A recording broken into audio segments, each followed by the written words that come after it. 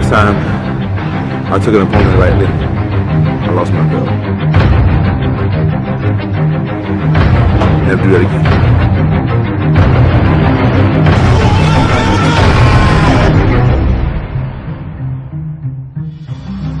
I think he could be remotivated to get a belt back.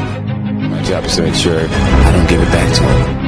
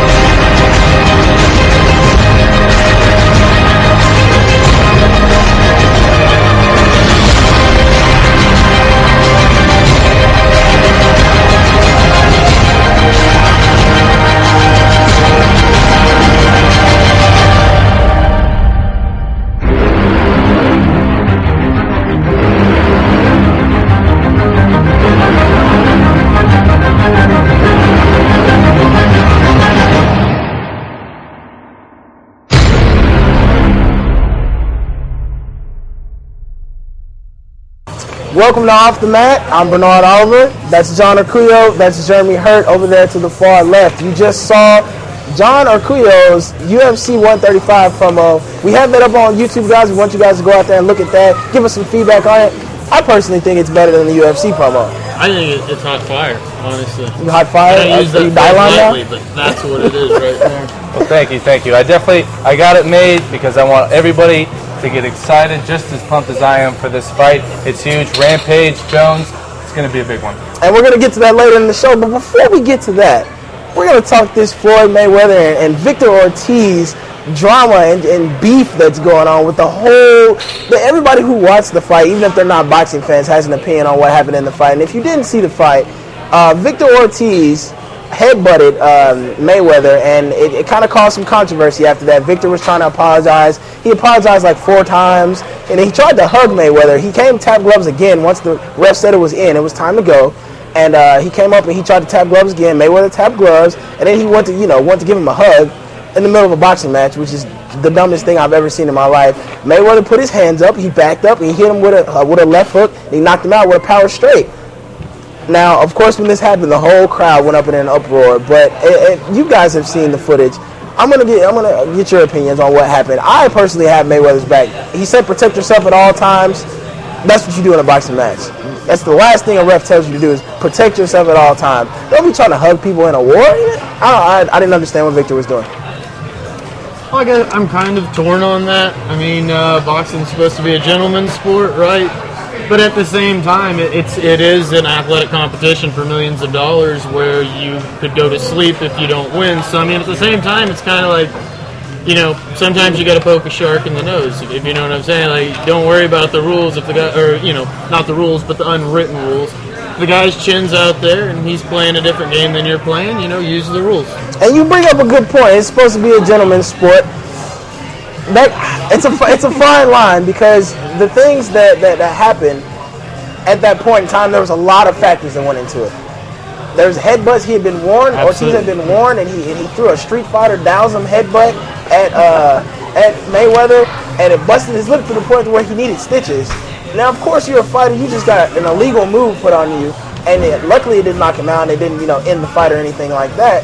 But that just happened to you, and he had been warned before, and you kind of start feeling like, hey, this guy might headbutt me again. He could give me brain damage. He could give me this. He could give me that. This fight could be over if he headbutts me again. So when I see my next opportunity to knock him out, I'm gonna knock him out, and that's how I view it. I mean, me being a person being the person I am, we report on this kind of thing, and there's a lot of on the fence people going back and forth. It was dishonorable. It's hurting the sport. Or it's doing this or it's doing that, and like I said, I side with Mayweather. Even Ortiz said himself it was a naive young mistake.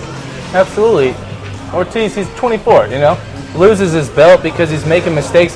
He doesn't have his head in the fight. Like you said, making a young man's mistakes, not keeping it up when he goes to make the excuse that he was talking to the ref. Yes, possibly could have happened, but you know what? He shouldn't ever be talking to the ref. He should be looking straight at his opponent, Mayweather, especially someone so seasoned and so powerful. You know, of course, he was probably really ticked off when caught a couple headbutts. That's going to piss any fighter off. And then, you know, he gets his chance to put a hurt on Ortiz. Of course he's going to take it. Of course he's going to take as much, you know, anger out after he's got a split lip just thanks to this young kid who's been talking all this trash. And that's another thing. So much trash talk leading up to this fight. Just insane. They almost got in a fight at the press conference. I saw one of the fights. I didn't get to see the beginning press conference before the fight happened, but there's a really famous picture going around where you see Ortiz is in Mayweather's face, and Mayweather has his hand like embedded into Victor Ortiz's throat. And it's just, there was so much controversy going into this fight. And the way it ended didn't help the whole situation with that. But like I said, I'm a true boxing fan, and I looked at Mayweather and what he did, and when I saw it, I was like, I don't see anything wrong. I mean, yeah, maybe it kind of made my conscience go, maybe he should have waited a little bit longer. But when somebody comes at you with their hands up and you're trying to hug them and, you know, you back up and your hands are still right here and his hands are in his guard, what do you think he's going to do? You think he's going to wait for you to set up and get, okay, I'm going to let you get set up, bro. Okay, I'm going to let you get set up and then we can go. The ref set up time. It was clear that it was in time to fight, and I don't see anything wrong with it. It didn't hurt the sport. All it did was bring controversy, and what does that bring? That brings fans to the sport, so I don't think it hurt the sport at all. Well, like you said, just more controversy for boxing, more problems, more to talk about, trying to set up these other fights. And you know what? It's not a one-on-one pickup game. This is for a title belt. There's no gentlemanly, I'm going to wait for you, let's recheck the ball. It's, I'm going to try and knock this guy out and, you know, take what's mine. And that's kind of the bottom line, really. You can make your arguments about, you know, doing things the right way, but at the end of the day, just like in football, play until the whistle blows. You know, that's what Mayweather did. And even to put it in football terms, say it's raining. Last week it rained a lot, you know, during the Arkansas game. If a running back slips, is the defensive end going to stop from tackling me? Oh, he's down, he's falling, I'm just going to stop. Or is he going to knock his head off? Depends if it's Nick Fairley or not. Well, all right, guys, we're going to go into a break here. When we come back, we're going to finish up this Mayweather-Ortiz talk. We might get into a little Pacquiao-Mayweather. Maybe that's going to happen. That fight's going to happen now. And then we're going to go into UFC 135. You're watching Off the Mat.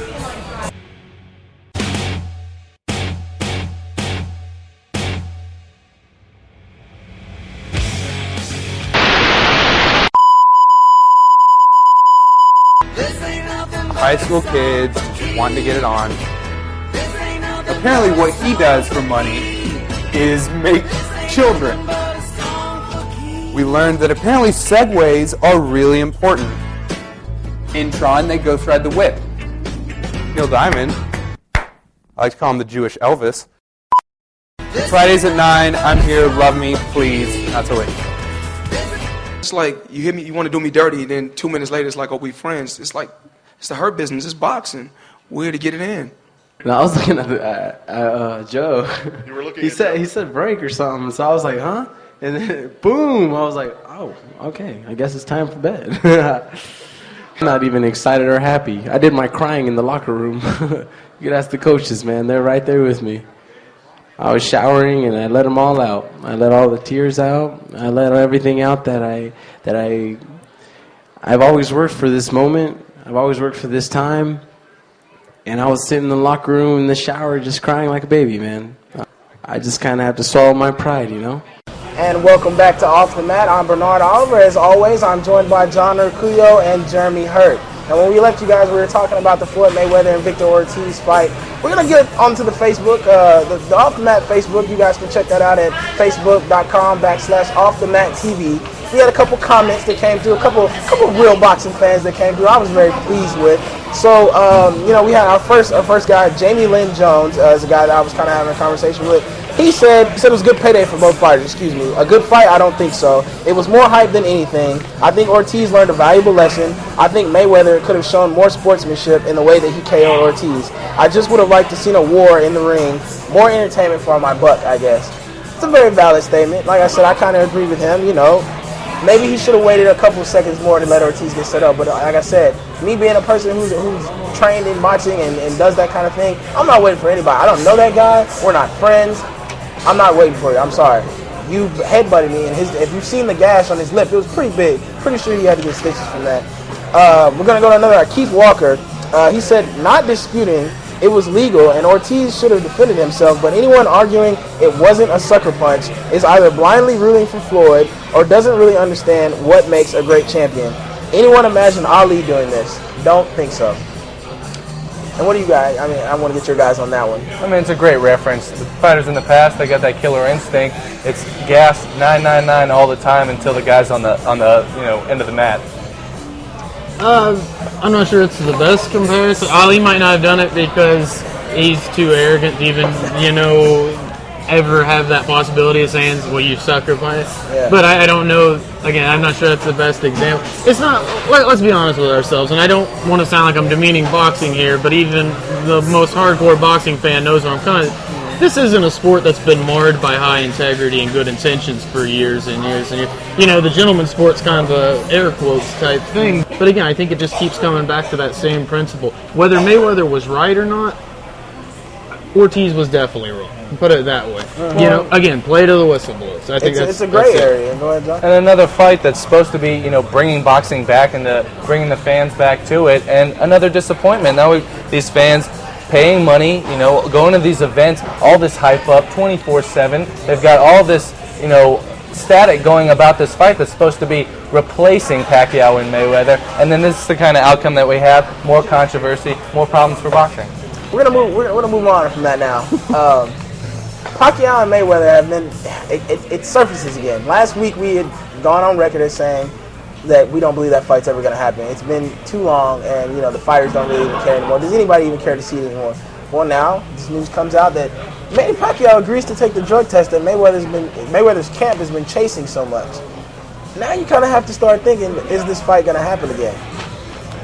Well, again, I'm not sure that I ever really thought that the fight would happen, and today I don't really think it'll ever happen. There's a lot of money to be made in not putting that fight. I know that seems really counterintuitive, but there really is, because every fight between now and the next time that Mayweather or Pacquiao lose a fight is huge, because this is possibly the fight before the big fight. You know what I mean? Give a man a fish, he eats today. Teach a man to fish, he eats forever. It's kind of the same deal. You can only hit it up once if you go for the big shot. So I think that that's one of the things. With big fights, we see it all the time. I mean, we talk about MMA a lot on this show. How long did we hear that Chuck and Vanderlei were going to fight in their primes, and it never happened? It happened when they were old. How long have we been hearing about GSP and Anderson Silva? These monster fights that you always hear are going to happen very rarely do, until someone's lost or has kind of gone over the hill. Well, and absolutely, that's the trick of the trade that they're trying to save boxing with, and it's just, it's not going to hold. You tell your kids that it's, hey, if you're good, I'll take you to Chuck E. Cheese after school. But, I don't think that's going to happen. Just more, fable, more talk, just trying to get this fight, people to come back to boxing, with this hope that this super fight is going to happen, but, it may not. And before we go to break, guys, so that's a definitive no. You don't think it's going to happen? John, I think it might happen, but it won't be when they're, when everybody wants it to happen. Yeah. Well, that's going to do it for the Floyd Mayweather talk, guys. When we come back from this break, we're going to talk TUF 14. This was an amazing opening show for The Ultimate Fighter, the last Ultimate Fighter to air on Spike TV. When we come back, we'll get into that. You're watching Off the Mat.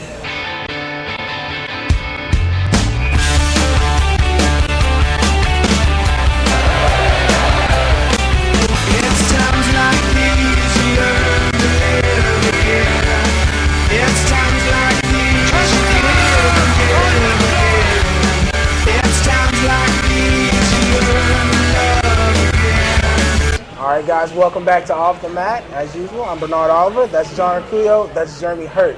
Moving on from boxing, getting into our main topic that we usually talk about, getting back into some MMA. TUF 14, for you guys out there that don't know what TUF stands for, it stands for The Ultimate Fighter. The Ultimate Fighter is in season 14 right now. It's on Spike TV. It's the last Ultimate Fighter that's going to come on Spike TV before they move over to FX with their contract with Fox and all that kind of stuff. And boy, did they start it out heavy. Honestly, I thought it was the best single standalone episode of The Ultimate Fighter probably since the season 1 finale. I mean, you know, to put it in those, it's the event that launched mainstream MMA. It's up there. But yeah, you got great coaches, not necessarily great people, but for maybe a dramatic reality television show, maybe that works.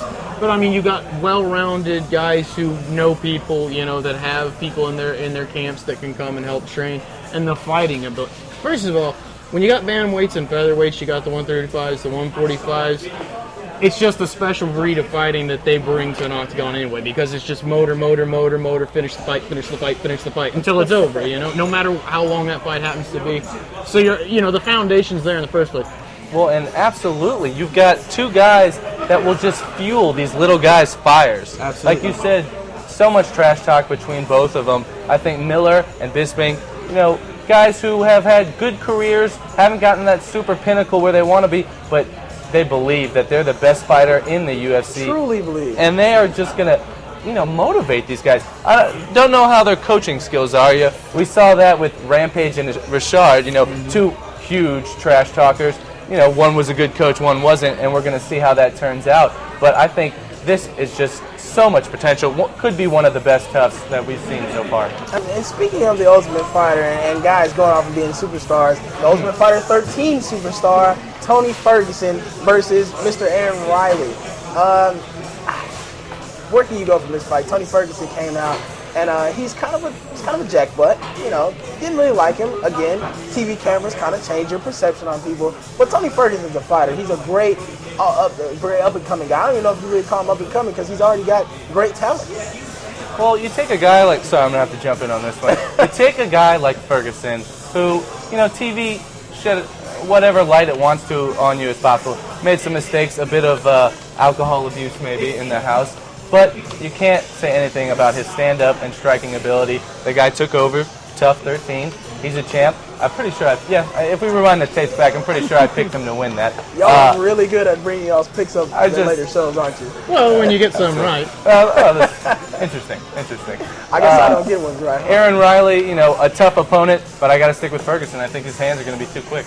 That's exactly where I'm at right now. I'm feeling Ferguson's going to he's just going to have the upper hand. Ferguson, he's just miles ahead of where he was in that competition. He learns very fast, and he brings a lot to the table already. I got to take Ferguson on this. Jeremy, who you got? You know, Ferguson didn't do himself any favors, as we discussed with maybe some of his comment selection on the show. But he looked spectacular against Ramsey Najim in that final.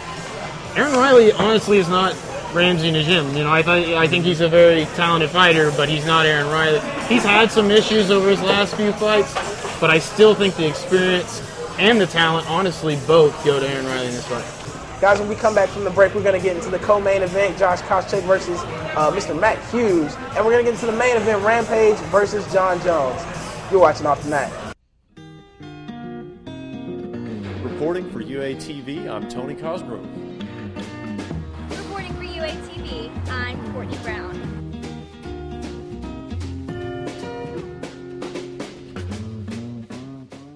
Welcome back to Off the Mat. This is our final segment of the day, guys. I'm kind of sad that we're at the end of the show, but I'm also very happy because of the fights that we're about to talk about here. Got a little carried away earlier in the show talking about, you know, we get up here, we get to talking MMA, boxing, we get carried away with that kind of thing. So we'll probably create an update for you guys. You guys can go check that out on YouTube. I'll probably put that on a link for you guys to go check that out on Facebook. Make sure you guys check out facebook.com/offthemat.tv if you want to, go like the page. We're on there all the time with live blogging, events, that kind of thing. You can also join all of us on Twitter at Bernard_Oliver, at John Urquio, and at Jeremy Hurt if you need to see how that's 2 T's. 2 T's in Hurt. You guys can go on Twitter and see us. You can also follow Off the Mat on Twitter at Off the Mat TV. So if you guys want to check us out on social media, there we are. Getting back into the fights, though, we have Josh Kosek versus Mr. Matt Hughes. Now, originally this fight was a fight between Diego Sanchez and Matt Hughes. Diego goes out with an injury, 19 days notice. Josh Kosek comes in. Because you asked for a better replacement. I really feel like this fight is a better fight than the fight we would have gotten with Diego Sanchez and Matt Hughes. Well, I think, it could go a couple of different ways. the way I kind of see this playing out, I think Josh Koscheck, while he might be kind of dumb, he's not stupid. And I think he'll probably come out and try to overwhelm Hughes on his feet. And if he doesn't, then I think we could get into kind of a situation. Because if there are two guys in the UFC that are perfectly content to lay on top of you and wait for the whistle, it's these two guys. And I'm just being honest here. Two great wrestlers. I mean, what else can you... Yeah, I mean, which, again, it's the same kind of deal. Those are the rules of the game. So I'm not, hating on it. I'm just saying it could go either way. I could see someone getting knocked out, someone named Matt Hughes getting knocked out in the first 15, 20 seconds. I could also see 15 minutes of, going and getting another beer. It could go either way. I do think Josh Koscheck, again, way too young. I think, Matt Hughes was the best wrestler of his generation, but in MMA, generations are a lot shorter, and he's a couple generations back at this point. I think Koscheck, in every phase of the game, is Matt Hughes' superior, including physically, which I think is going to be the real key in this fight. Absolutely. You're fighting a legend. Matt Hughes, been around, UFC icon. You got Koscheck, younger, 4 years younger. He's still got a motor. It's still going. His wrestling, just, about equal with Hughes, maybe even a little bit higher because of his Hughes. I think he's got, that. Like you said, we've seen Hughes pop, knocked out. The chin's not nearly what it used to be. I definitely think that Koscheck has a big advantage. Yeah, he is a trash talker, and that does take some away from people, how fans, view him. But the guy comes out and fights. He's been in the UFC. He's got a lot more UFC octagon wins than most people that are in the business still. So I think Koscheck definitely takes this one away. And Koscheck is a legend in his own right. Koscheck coming off the Ultimate Fighter Season 1 when they didn't even really have weight classes around. You had people who were fighting light heavyweight now that were fighting with people like Koscheck. Not to take anything away from Matt Hughes, but Josh Koscheck is a legend in my generation. For the people who didn't watch MMA when it first started, not saying I didn't go back and watch those fights, but when I started watching MMA, Koscheck was one of those names that was, hey, watch out for this guy. He's awesome. So, he's a legend in his own right. When you get right down to it, he's kind of 2003, and, Josh Koscheck's kind of 2007. Well, guys, we're going to go and get your picks then. Josh Koscheck, Matt Hughes, Jeremy, who you got? I got Koscheck. Easily Koscheck. Jeremy. Jeremy's not fighting. Josh Koscheck or Matt Hughes, excuse me. I got to go with Koscheck. The younger man wins this one. Unanimous again, man. If we lose on this card, we're going to be looking pretty bad up here as analysts. But I'm going to take Josh Koscheck on that fight, too. Getting into our main event. A fight that I've been so excited about since it was mentioned. I really wanted to see Rashad fight Jon Jones first, but you have these two men back here, Jon Bones Jones versus Rampage Jackson. This has been some of the most detrimental trash talking I've ever seen. I've never seen really two guys just be legitimately angry at each other when they're about to fight. I mean, Rampage, I don't know where it came from. Jon Jones is a very reserved guy, but Rampage's mouth brought out any anger that he had laying down low. Jon Jones is always very composed, and Rampage brought that anger out of him. I've never seen Jon Jones get flustered before, and he got to the point where I felt like he wanted to punch Rampage through the TV when he was being interviewed live at the Battle on the Bayou. They interviewed him via satellite, and when Rampage was talking, Jon Jones just gave one of these, and he said, I just wanted to see the fight at that point. Talk is talk, and that's something that Rampage does very well. And I know this is going to come off wrong. Listen, I love Rampage as much as anybody. Here it comes. The first time I watched him slam somebody straight out of a triangle that didn't hook the leg, I'm down with Rampage every step of the way. That being said, talk ain't going to help when you can't check a leg kick, you know what I mean? And Jon Jones, it's such a mismatch to me. It's a mismatch, really. It's a total mismatch to me. I mean, Bones is longer, he's faster, he's stronger. He doesn't have the all-around technique that Rampage has, but I mean, on the ground, who do you think that's going to lean towards? He's got the size, he's got the leverage, he's got everything you want to see. To me, it's a total mismatch. I love Rampage to death. I think he's one of the top fighters in that division. It's just not, it's Steelers-Patriots. I'm a Steelers fan. There are years they're the best team in the league, but they're still going to lose to the Patriots in the playoffs because that's what happens when they play the Patriots. It's a bad match for Rampage. I don't see any way he wins this fight. Rampage brought up, just say, John, my bad, didn't mean to interrupt you, but Rampage brought up a great point that I saw thanks to MMA Heat. Little shout out there to Karen Bryan Wade, aka MMA Heat. They showed the press conference via Facebook And, Rampage said, people said Chuck Liddell was longer than me and he was going to get me. People said Wanderlei was longer than me and he was going to get me. All due respect, Chuck Liddell, and Wanderlei Silva are not Jon Jones. They don't have 84.5-inch reaches. You can't dispute the fact that his length is going to be a problem for Rampage. The fact is, can he get inside and can he use his knockout power to knock out Jon Jones? That's the fact of the matter. Well, in this fight, it just matches up, about a decade ago when we saw Mike Tyson and Lennox Lewis fight, okay? You've got a superpower striker that just can't get inside, and Lennox Lewis wasn't able to use that right and left leg to kick somebody in the face with it. So it's going to be even harder for Rampage to get into it. Rampage, love him. Nothing but absolute icon of the UFC, of pride. Power bombs people. Okay, this isn't WWE, this is real MMA fighting, and he's power bombing people. Great knockouts, illustrious career, but I think Jon Jones is the future. The guy has got too much in his arsenal. He's too fast. He's just elusive, super accurate striker. Rampage has a chance if he can, get one of those swings in, maybe connect, on those blind shots. But really, I just see Jones, taking advantage of that size and that reach and taking over the whole fight. And let me say, sometimes we kind of edge into hyperbole when it comes to Jon Bones Jones. And, the kid's probably my favorite fighter in the octagon today. At the same time, he's not invincible. He's obviously got weak spots. We haven't seen them yet, but every fighter's got weak spots. There are things that he's, definitely shielding himself, situations he shielded himself from getting into in the octagon. And, so those questions kind of persist. So let's not, he's not Superman. It's not like this is an unbeatable man. Again, it's just the matchup. I love Rampage to death, and it hurts to say this, but I don't see his avenue of attack, honestly. I don't even know where he attacks Jon Jones. Well, guys, if that's going to do it for your synopsis of the fight, Rampage, I'm going to go against you guys. As much as I don't want to, as much as the arsenal that Jon Jones brings to the table, Rampage has already shown he's very cerebral. And he got into Jon Jones' head. Like I said, never seen Jon Jones get flustered before. And I've seen him get flustered 2 or 3 times at press conferences with Rampage. I think Jon Jones just wants to get out there and prove that he can knock out the legend.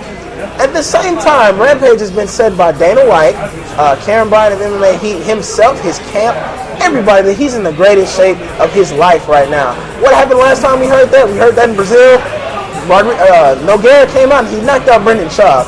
Now, this is a totally different fight, but when you get somebody who's legend status and they're in the best shape of their life, there's something going on in that cat. He's motivated to get his way back. Jerry wants to go ahead, Jerry. I'm just saying, in all fairness, the last time we hear that someone's in the best shape of their life before that fight will be the fight before. It's every fight the fighter's in the greatest shape they've ever been.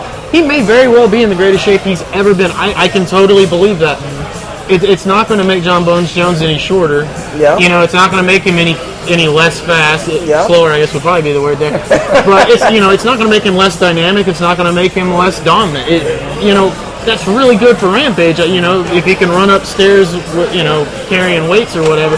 But it's not going to change the basic physiological facts here. Again, it's just a horrible matchup. And that's the point that I was getting to. Rampage has said he's been studying so much film. You can't really study a lot of film on Jon Jones, but he's been studying. He's been doing his research. Jon Jones says the same thing about Rampage. It's going to be a battle. It's a very hard fight to pick. I never want this fight to happen. Rampage is my favorite fighter of all time, and I don't want that to influence my pick. But a lot of people are voting for Jon Jones. I don't like going with the crowd. I don't like doing that. I believe that Rampage actually, if there's anybody left that can do it, it's going to be Rampage, and he's going to humble Jon Jones, or he's going to get knocked out. It's pretty simple. He's not going to get submitted. It's not going to go to the ground. They're not going to wrestle each other on the ground.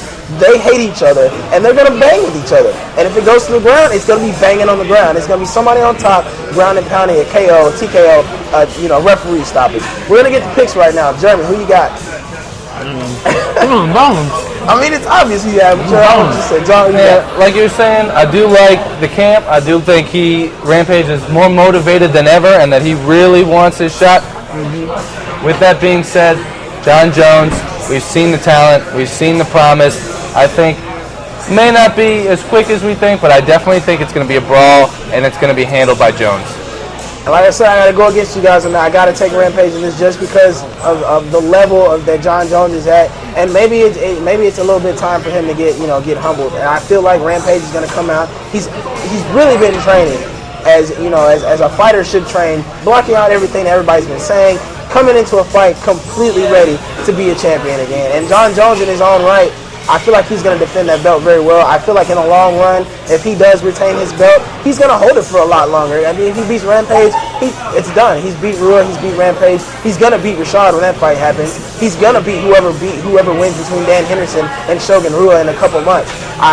If Rampage wins, can't say that about Rampage. But if Rampage wins, I say he goes out on top. I'm going to take Rampage in this fight. I think he's going to get inside. I think he's going to try and, he's going to take this fight a lot further than a lot of other people have taken the fight with Jon Jones. Going against my head there a little bit. Going against my heart and my head there because I really, really want to go with Jon Jones. But like I said, your spleen? My spleen, my liver, everything. Don't want to go with the crowd on this one. I just feel I feel a really strong, thing with Rampage right now. I feel like he's going to win. And if I can hedge my bets just a little bit, and if Rampage gets, if he gets his fist on Jon, all bets are on, honestly. Definitely. Well, guys, it's going to do it for us this week on Off the Mat. I'm Bernard Oliver. That's Jeremy Hurt over there to the far left, and that's John Urcuyo.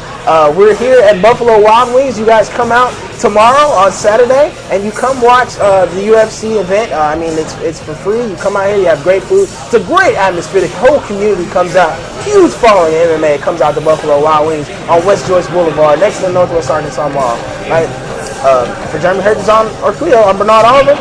Until next time, we'll see you at the fights.